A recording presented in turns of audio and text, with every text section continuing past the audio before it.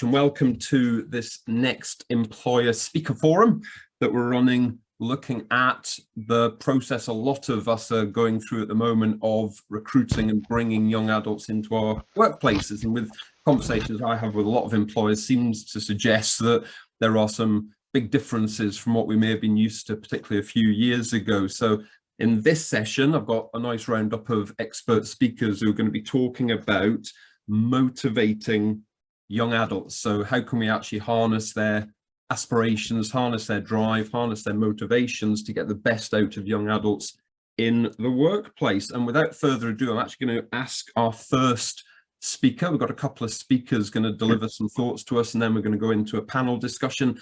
I would absolutely ask everyone in the audience, please put your own thoughts and comments through the chat box. If you've got any questions or if you've got any of your own insight, really useful to see that coming through the chat box. But to start with, I'm going to hand over to Lorraine. So Lorraine, I don't know if you want to introduce yourself and give us your thoughts. Absolutely. Thank you, Gareth. Great to be here to continue the conversation.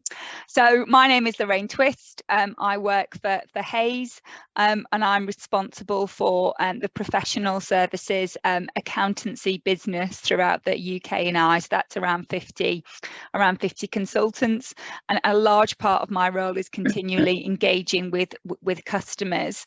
And one thing that we've definitely found at the moment is that there is a number of increasing questions around the recruitment and retention of young adults. So if you're on this call, you're not alone. So I'm just going to start the conversation just with a couple of slides for everyone to just have a think about, and again, hopefully to start the conversation moving a bit further. So if we just go back on, hang on, if I just go back to the first slide and I shall start. Okay. So from a motivational perspective, one thing that we've certainly found is that diversity, purpose and sustainability absolutely matter from a motivational perspective. You could argue this is with all individuals, but specifically we find that younger generation. We do a number of surveys every year at Hays, and our largest survey is linked around our salary guide and insights. And when we get the data, we can cut it by the information we're given. So we cut it, for around what younger adults are looking for at the moment. And from a motivational perspective, they're looking for an organisation to have a commitment to sustainability, to have a purpose, and to have that inclusive culture. That's really important. So we know that, and I don't think this is anything new, but I think then it's how we utilize that and how we harness this for young adults. So what I have found on engaging with lots of customers is that many firms, organisations, businesses have been doing good for a long time. But from a purpose perspective, it's just bringing it all together and articulating it in the right manner, in particular to this group. Now, you could come from humble beginnings, you might be fairly advanced on this journey, but what I would advise, and I think what's motivational for this younger community, is bringing them into the conversation, because they're usually incredibly passionate about this and have a lot of value to add. And I'll talk about that a little bit more from a retention perspective. And purpose is really big topic. So I've just put some key pillars here to have a think about. So from a social perspective, this is the area I find that a lot of my customers have been doing this for many years. If you're part of a large corporate, you probably have a corporate charity. You may have organised volunteer day, but even the smaller independent firms I work with, really care about serving their local community. There's lots of community partnerships, and it's making sure that that the younger individuals we're recruiting are really a big part of this and help to drive it forward and continue to drive it forward. Sustainability is obviously a big topic for all, but but particularly important from that younger generation. I think on the whole, they feel that responsibility probably a lot more than we did at their age. So and again, this can be quite grand, and quite developed, or equally it can just be so simple but mean a lot. So you've got carbon neutral, carbon offsetting, review of supply chain, but something like zero plastics is just something so easy to do in an office, which would really motivate and mean a lot to many. I know for us as well, just to give a real life example, at Hayes, we're really developing our purpose still. And it's a key strategic priority now, and we had lots of feedback from the younger generation here that they wanted to do more carbon offsetting. So we do fees for trees now, and we every month we go and plant a number of trees, and it's a team-based organisation as well, a team-based activity which is really enjoyable for all. And then from a culture perspective, younger individuals are really motivating from a value perspective. That inclusive culture is really important, that all are represented. I think it's equity rather than equality, and so everyone is treated as an individual, and that's really important. And also that well-being is championed. I think one of the main differences from a generation perspective, and I think probably it's a really positive thing, but I find the younger generation is very happy to talk about their mental health, and very happy to talk about positive mental health. And they really want to see that continued in the workplace and find it really motivational. So again, from another one of our reports, 86% of young adults believe a focus on well-being is essential in the workplace. And again, that could be done formally through employee relation groups, or it could be done very, very informally. It could be cake and coffee, it could be bubbles on a Friday afternoon, it could be whatever's appropriate for your business. I thought what was interesting though, and probably worthwhile putting in here to think about from a discussion perspective, is that whilst we know that well-being absolutely motivates younger individuals, but you could argue all, one of our most recent surveys we did last month on LinkedIn, as it was Stress Awareness Month, we found that from those we surveyed, 74% of people are currently feeling stressed about work, and only 30% of professionals believe their employer had implemented sufficient strategies for overcoming that stress. So there's lots of conversations around well-being, but it's interesting to think, has it changed the dial yet? So that's just something to think about. But certainly bringing it all together, I think from a motivational perspective, young adults are looking for a really supportive forum to discuss mental health and well-being in the workplace, however that may work for your business and organisations. From a more formal perspective, it's an ERG, it's an employee relations group, but just to get together with the community and talking, I think is really important and motivational. So I'm gonna stop there for now and pass back to Gareth. Fantastic. Thank you very much, Lorraine. Some really interesting thoughts to kick us off there. And I think the inclusivity, for instance, I mean, that's such an important point now. And I think you make a valid point, and it's sort of obvious when you think about it, but inclusivity has got to include everybody, even if it's only, somebody was talking about, for instance, having a transitioning policy in an organization, which may not relate to a huge number of your workforce, but the fact that it relates to some of them means that's part of the inclusivity. So I thought that was a really, really interesting point. So thank you, Lorraine, for kicking that off. And please, our audience, your own thoughts, views, questions, please keep them coming through in the chat box. But I'm now going to hand over for some further thoughts to Charlotte. So Charlotte, do you want to introduce yourself and give us your thoughts? Yes, of course. Let me just share my screen as well. Just 1 second. Here we go. Oh, hold on 1 second. Hold on. Having issues. We practiced it as well. There we go. Sorry, there we go. Okay, cool. So I'm Charlotte Stegall. I realised the other day that I've worked with young people for almost 10 years, which makes me feel very old. Most of what I've been doing over the past decade or so boils down to how do you get X to do Y? So how do you get more girls to go into STEM? How do you get working class kids to go to further education? And then, you know, from the corporate side now, how do you get the brightest graduates to choose Kubrick Group as the employer of choice? What we do at Kubrick is we take bright graduates and we train them into in data and machine learning and cloud, and then deploy them into clients to put all those new skills into really good use. So that's what we do. So with my work, mindset of Gen Z is really, really important. Something I spend a lot of time thinking about. So I'm really excited to be thinking about this today.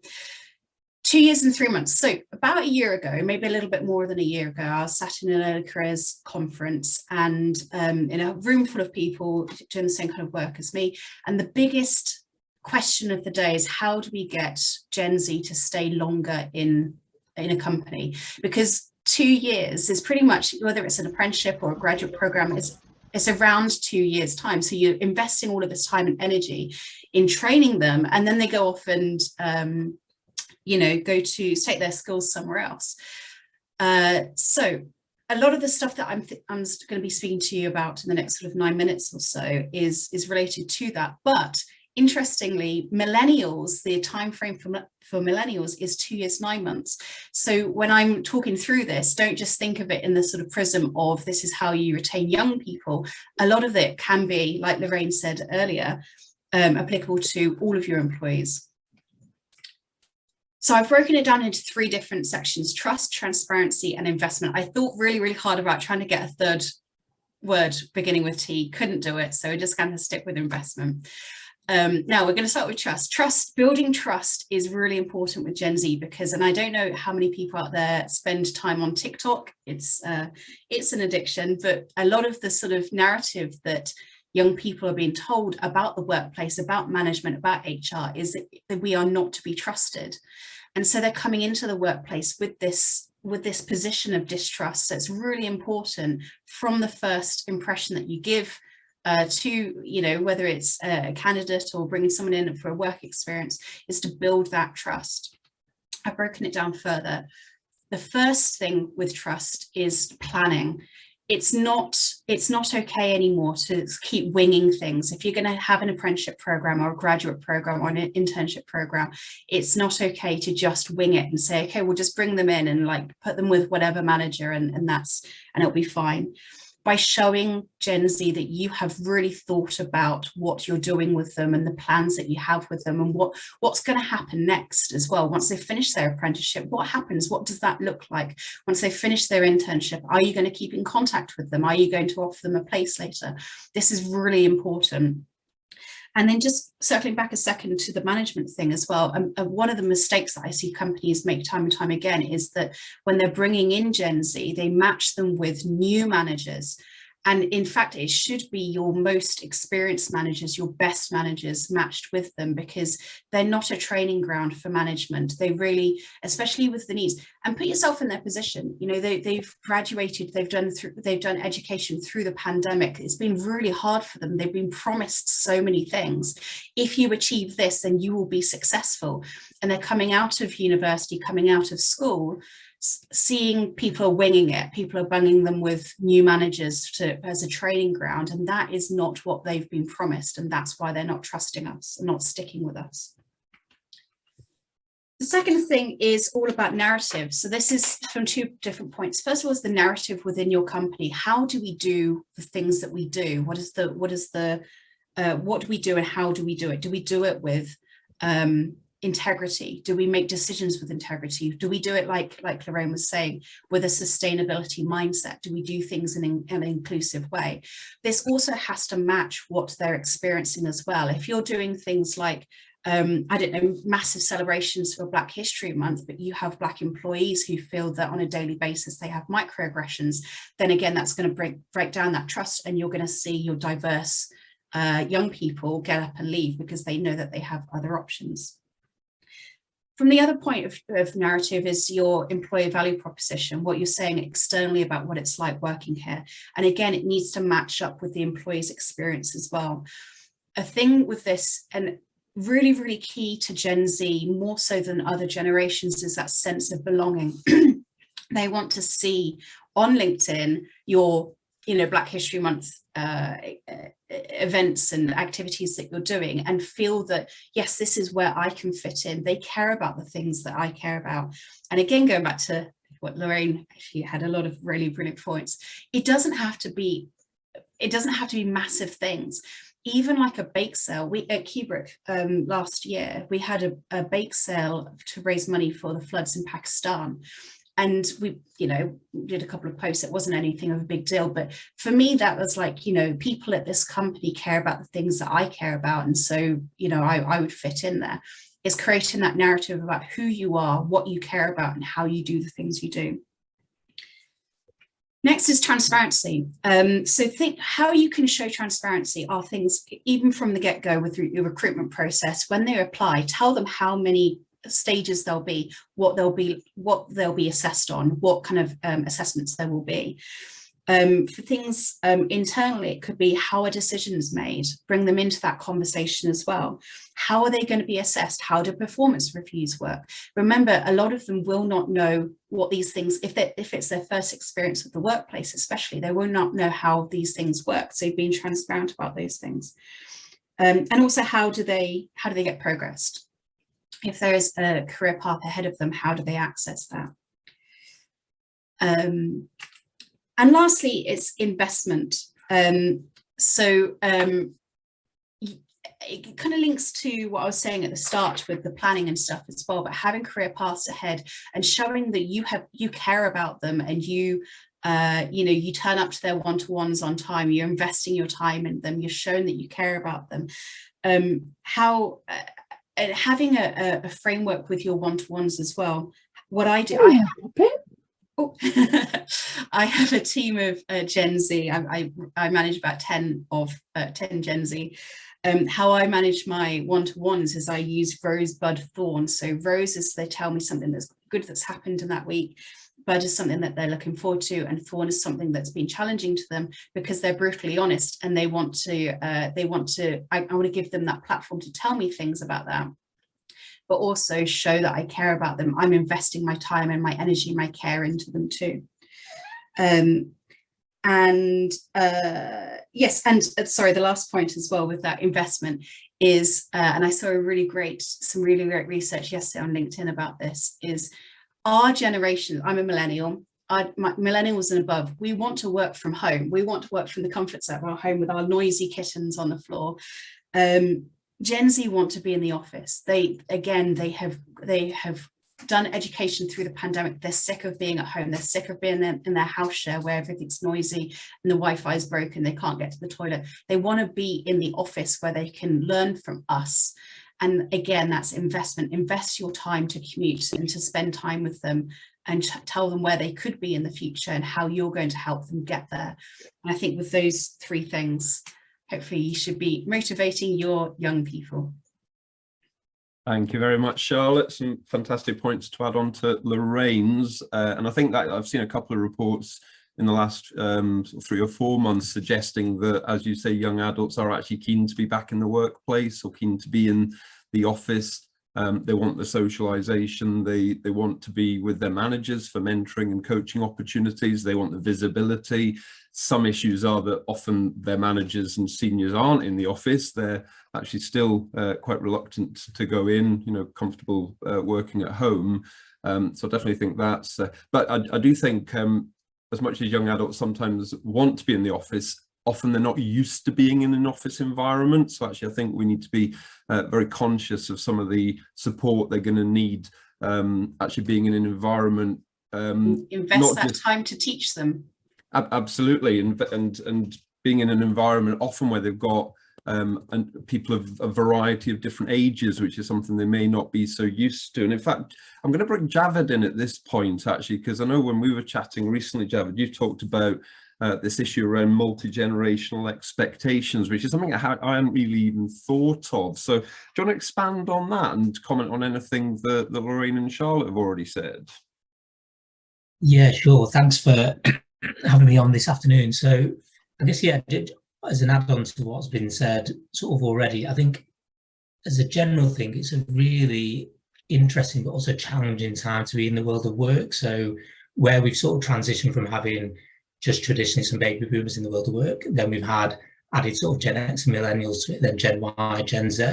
So you've just got a number of different sort of cultures, different mindsets, different things that are colliding within the workplace that we're all having to contend with. And I think what I've noticed, and in terms of expectation wise, that everyone's bringing something different to the table in terms of what's important to them. So you've got a combination of more the traditionalists and baby boomers bringing work ethic, longevity, career progression and development. But then you've got the other generations that are bringing other issues around diversity and inclusion, equality, ESG, mental health and well-being, and all these things sort of coming together. I think for some generations it's a different priorities, and I think where some employers are really sort of struggling is to understand what the newer generations want from their sort of employers. And I think that sort of level of the disconnect is why you're not getting the retention levels, and retention levels are reducing, because it isn't just about the actual work and the career progression. So you could be an employer that offers that, but if a lot of the other things and what I call values misalignment, that exists within there. So if your D&I isn't up to scratch, neurodiversity, which is now a very hot topic at the moment, mental health and well-being, ESG, ethics, ultimately that sort of purpose over profit. When an employer or a young person is in there and in the world of work, they're judging all these things, and from their employer. And if they're not able to, you could have work that provides progression development, but if a lot of these other things aren't there, it's one of many reasons why people are choosing not to then sort of stick around with their employers. And right, okay, well, I don't buy into all the other things around sort of culture and diversity and all these things that are important to me. Then I'll find an employer that gives me the role that you're giving me, but also the other things that are really important. So I think that's just one thing that I'd sort of stress, where understanding what different generations want and need out there in terms of how you can sort of really sort of get into the minds of these sort of all the generations and understand what's important to them. Thank you, Javid. And actually, I'm going to come to my colleague Chloe shortly, because she's just been engaging in a big survey of several hundred of our learners around what motivates them. So we've got hopefully hear from Chloe some of the thoughts that she's come up with, and she can share the report that she's produced, actually, which I found quite fascinating reading. But I mean, in terms of motivating young adults, I mean, I remember when I was in my sort of late teens, early 20s, I was motivated by pretty basic things like earning more, like being promoted. I remember I had this thing in my head that I wanted to be promoted every year, and I wanted to earn my age. So at 21, I wanted to earn 21,000. I mean, this was different times, please remember. I know it's probably moved on rather since then. I mean, in terms of what motivates young adults today, I mean, if I can bring Catherine in. Catherine, if you want to introduce yourself and maybe talk about what you think some of the changes that have happened in recent years have been. Yeah. Yep. Hi, everyone. I'm Catherine. I am operations director at the One Group. We're a recruitment business. Recruitment has often been sort of a young person's game. And I know when I first started in my 20s, I wondered what happened to recruiters when they kind of got beyond mid-30s. They just seemed to disappear. And actually, I am way beyond my mid-30s now and still clinging on strong. So, yeah, that's disproved a theory.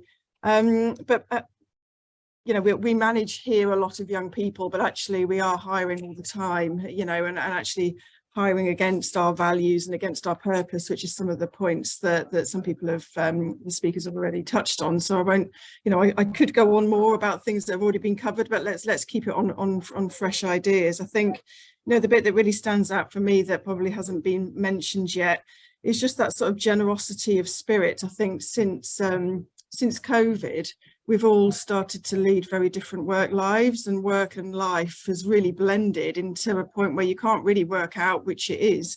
You know, we've got dogs in the office quite often. I mean, we had to create a policy which was one dog at a time in case the dogs don't like each other. And as I was writing it and emailing it, I was thinking, what on earth am I talking, you know, what is going on here?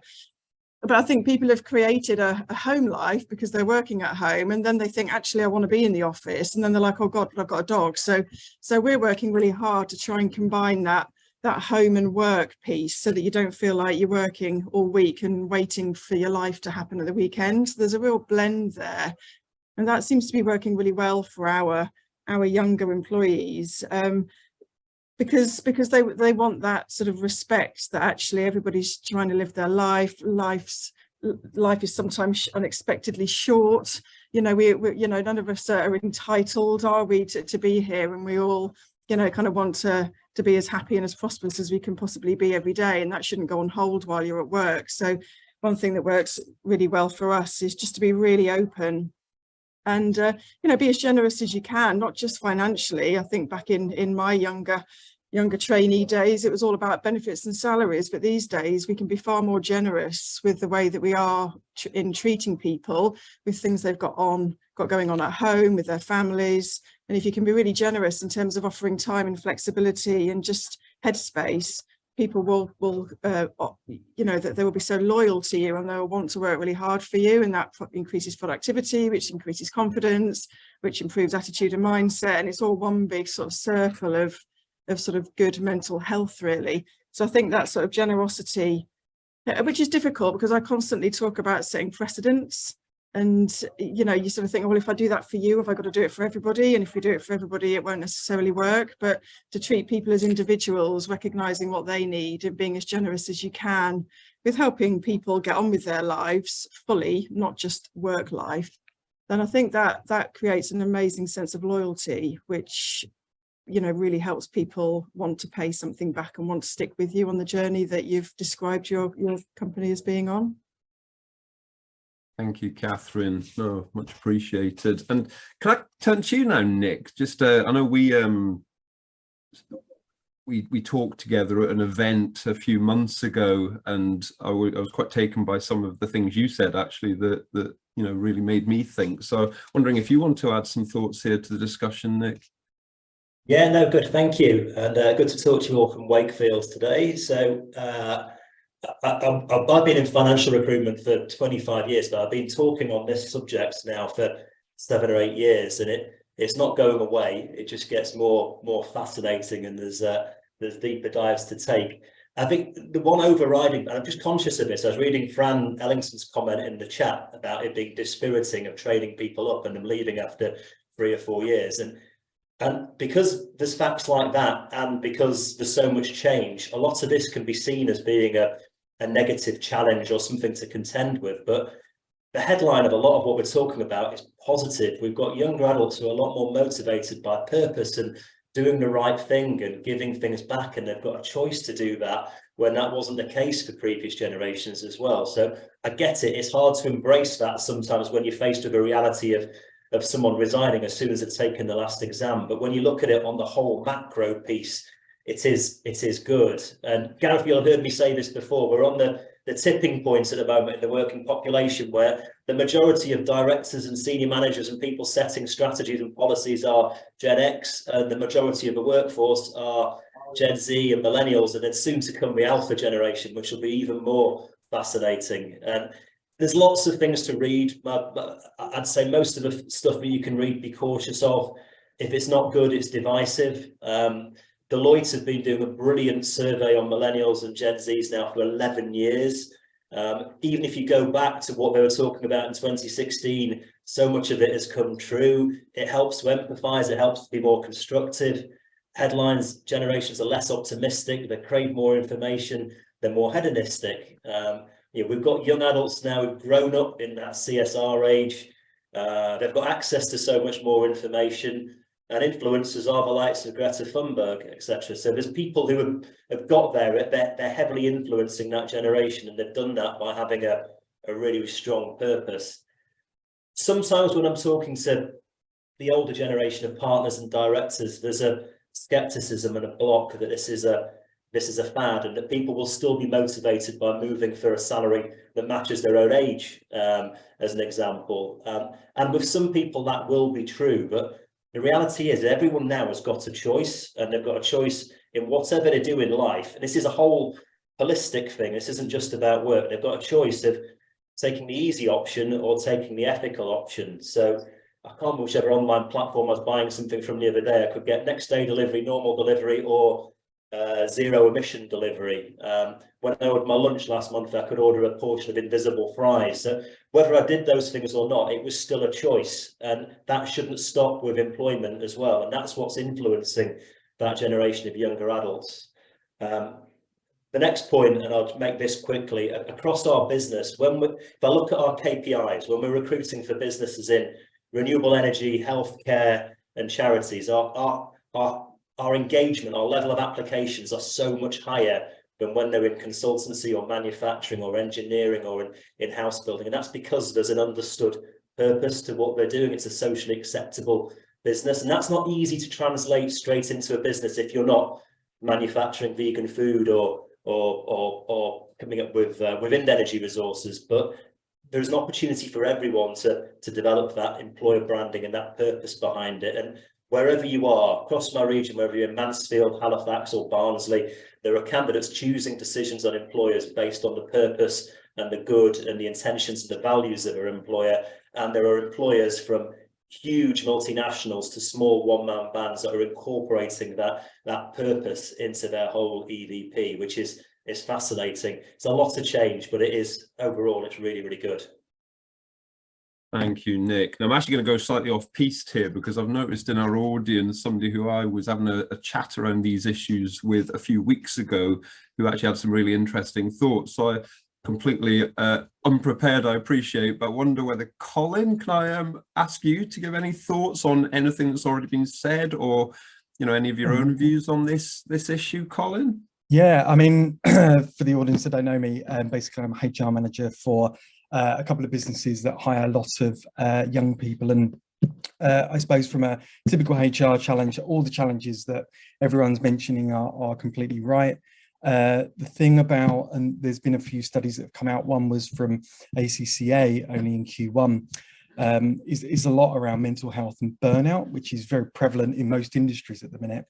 And I suppose the challenge, I suppose, and the sort of feedback or advice I'd give anyone, and I know there's a lot of recruitment sort of angles to this, but I think when they're in the business and sort of supporting, is a little bit of empathy around, I suppose, a demographic difference of age, where particularly not so much millennials, but definitely Gen Z and Gen X and those sort of age groups that are very young, like my children, etc. You know, they've been exposed to social media and the news that is just talking about change, internationalism, inclusivity, change in the environment, you know, all of those sort of topics that everyone's talking about.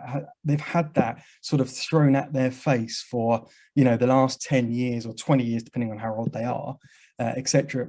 You know, I'm much older than they look. So, you know, we didn't have that growing up. We didn't have social media, number one. We didn't have the news talking about these issues the same way as today. So I think the one thing I would just sort of add to it is being sort of empathetic in their head. It's not about it being right or wrong or brainwashing or whatever. They've just had an overload of information on topics that make them far more passionate about it than we can appreciate. And it's actually sort of appreciating that they've had that amount of information about, you know, history and what's going on now, and they probably blame us, you know, our kids will blame us, you know, I'm talking from a parent now, that we haven't made any changes. Why did we not go plastic free in the 90s, right?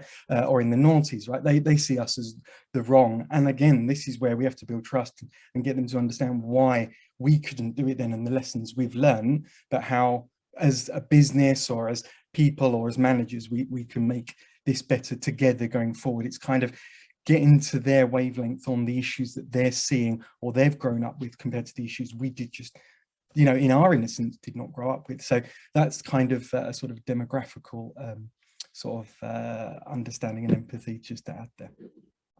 No, thank you, Colin. Really appreciate you chipping in your views there. Something I'd actually be interested in from any of our panelists want to comment, but something I'm hearing a lot more from employers. I mean, in our world, we train accountants typically the first sort of 3 to 5 to 6 years of their careers, school leavers or graduates doing the likes of AAT, ACCA, ICAW, CIMA qualifications. And in that period, they have a very clear structure for the courses they're doing, the progression, the exams, they've got milestones, they've got real targets that they're going to be aiming for, really clear horizon, and then they qualify, and often it just sort of disappears, and then they've got no sense of what their continued progression and learning is going to look like. And we're seeing a lot more employers investing much more in giving a clearer journey after qualifying throughout an entire career in, whether it's developing leadership and management, whether it's progressing into, digital technologies, whether it's, continuing their accountancy training. I'm just wondering how important that sort of continued L&D. I don't know, Catherine, if this is something you might want to contribute on. Yeah, I think it's really important to get the combination right. A lot of the EVP sort of work that's done really sort of boils down to good marketing, and you can make anything look great in marketing terms and create a beautiful career journey, which we've done here, and I know our clients often do. But really, and that's important for attracting the right people and sort of that visibility and transparency on where they can go. But really that needs to be combined really closely with strong management and leadership training, so that your managers can actually bring it to life and create that kind of open culture. We've spent a lot of time thinking about what the right structure is and the right journey and the way that people can progress here. But fundamentally, the more powerful sort of part of that is to sit down, having that sort of structured regular meetings, particularly with the young people who are newly into the workforce, so they understand what's expected, and also being prepared to have difficult conversations with them. These people, they want to get on, they've studied, they want it all to happen, and it's not all about sort of telling them they're great. It's giving, having difficult conversations, honest conversations, and listening. We talk about active listening, but the EVP and the career journey is great, but that one-to-one conversation where the agenda is theirs, and you say, well, I've got some things that I would like to talk about, but first of all, I'd like to hear about what you think and how you found it since we've spoken last, and really, giving them that open, free space where they genuinely know that you're interested in the sort of active listening piece, where you don't think about what you're going to have for tea while they're talking, and you really care about how they feel about what they can do, where they can add value, etc. So I think it's a real combination of demonstrating to them what it can look like, but also then allowing them the space, freedom to be able to sort of adapt that for themselves, so everybody gets a unique experience in the company, but that's not so free flowing that there's no structure either. I think it's really important to sort of keep an eye on both. Fantastic. Javed, I can see you popping your hand up there. What's you thinking? Yeah, I mean, just something to add to that, and you've seen this over the years, and employers still aren't quite sort of taking it on board that one of the big retention tools should be around promoting from within. So you see that even some employers will provide sort of training and coaching, developing, but then they keep into this habit of bringing people in above externally without giving people, the internal people, the chance to progress and develop, or not as many.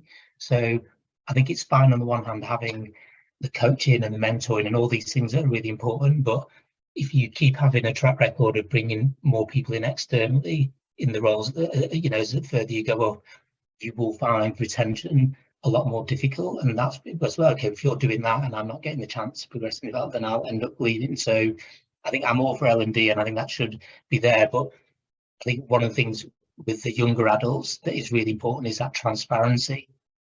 So what does their career progression look like, and how's it shaped from everything from an earning career role, where can we go?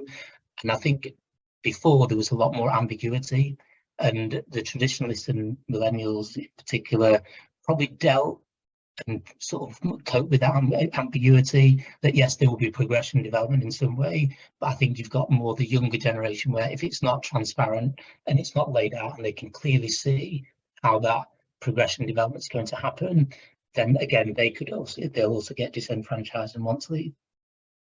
Thanks, Javed. I'm just thinking, actually, we had a really fascinating chat for the last half an hour or so. If we maybe circle back to our original speakers, see if they've got any further reflections. Charlotte, anything you want to add? Yeah, I remember a few years ago, actually, I got an application. Somebody sent me a cold email, a student, saying that they wanted a management internship. And it didn't really say what they wanted to do. They just wanted a management internship. And I'm reminded of that because I think one of the things that us older generations often fall down on with Gen Z is that we are afraid of giving them honest feedback. And I think being transparent, yes, and having a career path ahead of them, yes, but not being afraid to say, actually, you're a student, you haven't honed your craft yet, you can't manage until you've honed a craft, like, and you know, and whatever kind of management you want to go into. And I've seen it as well in my current team, you know, when there are opportunities that are way ahead of where they're at, but they want to aspire to be that. They're like, right, okay, Charlotte, I'm going to put my application for that thing. Don't be afraid to be completely honest with them and map out, okay, this is where you're at right now. These are the expectations of this role, and here's how I'm going to help you get there. And I think that honesty, and don't think that Gen Z are snowflakes and they're going to be upset and they're going to go crying and take a mental health day or whatever, because they're not like that. They're much more robust than what we think that they are. We have to be transparent and support them to get them where they want to be. Thank you, Charlotte. And Lorraine, any final points on this topic? I just think it's just really interesting, isn't it? And I'm going to talk about it more in a moment. But I certainly think, and I'll talk about this in the second half of my presentation, but continual learning and continuous learning is how organisations need to develop if they don't already have that in place. I think certainly any business that has that continual learning is more successful for all ages. And I think, as Charlotte's alluding to as well, we know this generation, they're up for learning, you know, they want to learn new things. It's really motivational. But for the rate of change that has happened in COVID, we've all been through a digital revolution, haven't we? And I was laughing with Charlotte earlier, we're still learning how to blink and share screens, aren't we, and things, you know? So we all need to continue to learn, don't we, to get the best out of what we have at the moment. And I know we're focusing on young adults, but part of it is us learning from them as well, I think. And I think that's really motivational, because there's lots in that, you know, upwards mentoring as well, which I think is something to, you know, to consider. And I hear a lot around coaching cultures and organizations as well, and you know, leaders and managers training as coaches so that they can actually help. And maybe it goes back to Charlotte's point around helping, well, all their colleagues, but particularly young adults, to actually clarify their own ambitions and their own drives. So that situation, I want a management, you know, I want to be on a management training program. Well, what's your aspiration for that? What's your driver for doing that? So actually helping them to explore. And what I would say, Gareth, is I've worked in recruitment for many years, and you know, obviously Nick and I have worked in similar fields, and for many years we've been managing candidates' expectation, not just Gen Zs that come in and they, you know, they want one thing, and of course they normally want to go from A to C or A to D, and it's our job to just help them on that journey gently in a really positive manner, because they can get where they want to go, but it just takes a bit longer. Brilliant, thanks, Lorraine. Well, actually, I'm going to now call on my colleague Chloe, because you've been doing a big piece of work recently based on a survey of our students that you undertook. So I wonder if you might just share a few of the insights that helped you develop. Yep, sure. Thanks, Gareth. So as Gareth mentioned, we actually conducted a survey ourselves with our students to try and see what they want from their recruitment processes and what would help them to what would help them stay in a role, to try and help bridge the gap between what employers are looking for in recruitment and retention and what students are looking for. So we can kind of see if there's differences and gaps, and if employers are missing things that students particularly want. So I'm just going to share my screen and show you some of the results.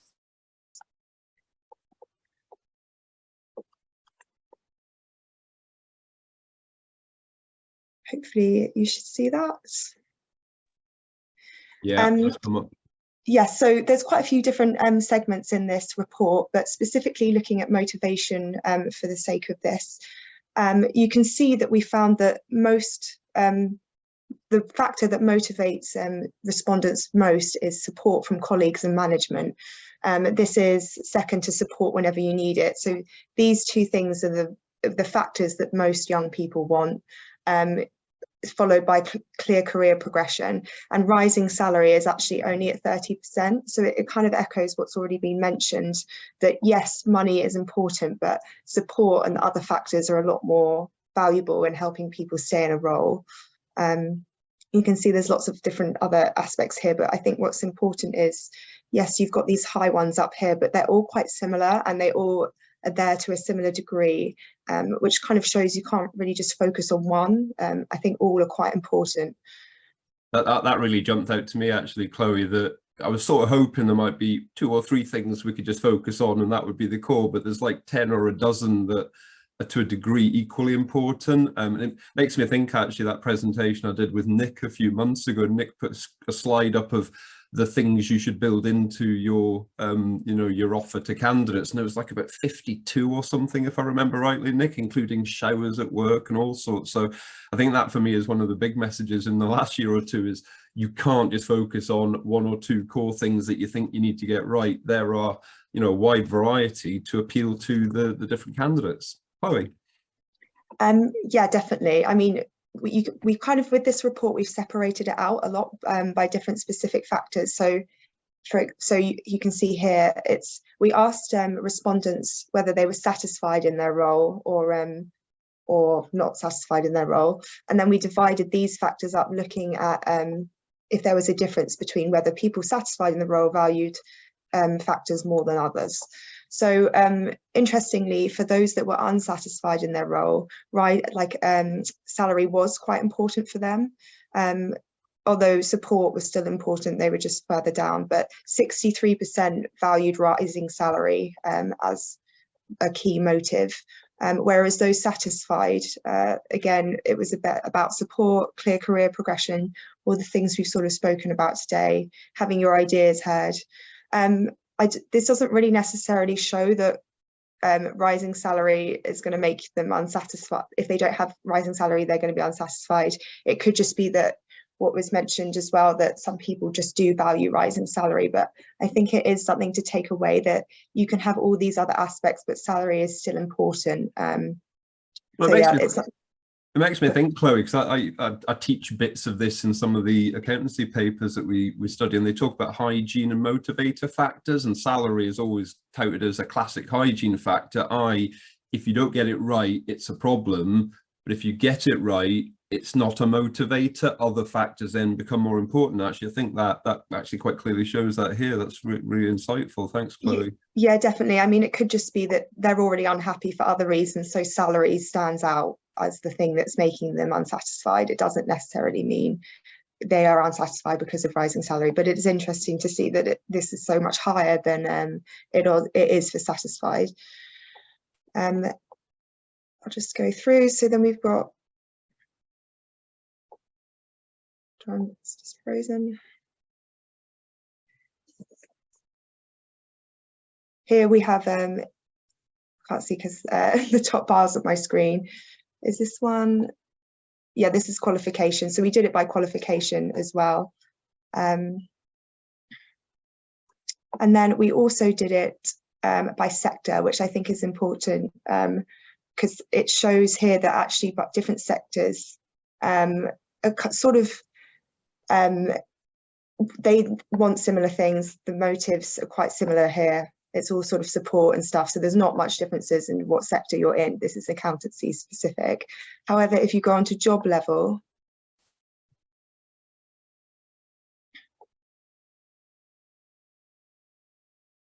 you can see that actually there are quite major differences in what motivates people at different job levels.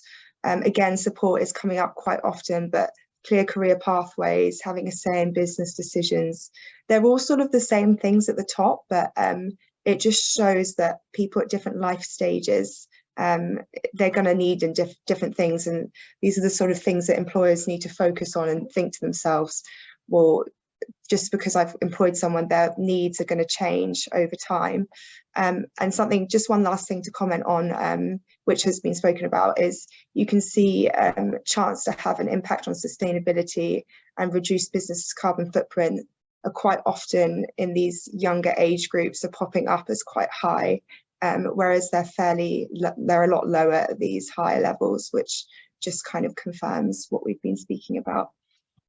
Brilliant, thank you, Chloe. And if you want to share a link to, I know we've got a landing page where people can access the full report. I mean, it's an amazing piece of work.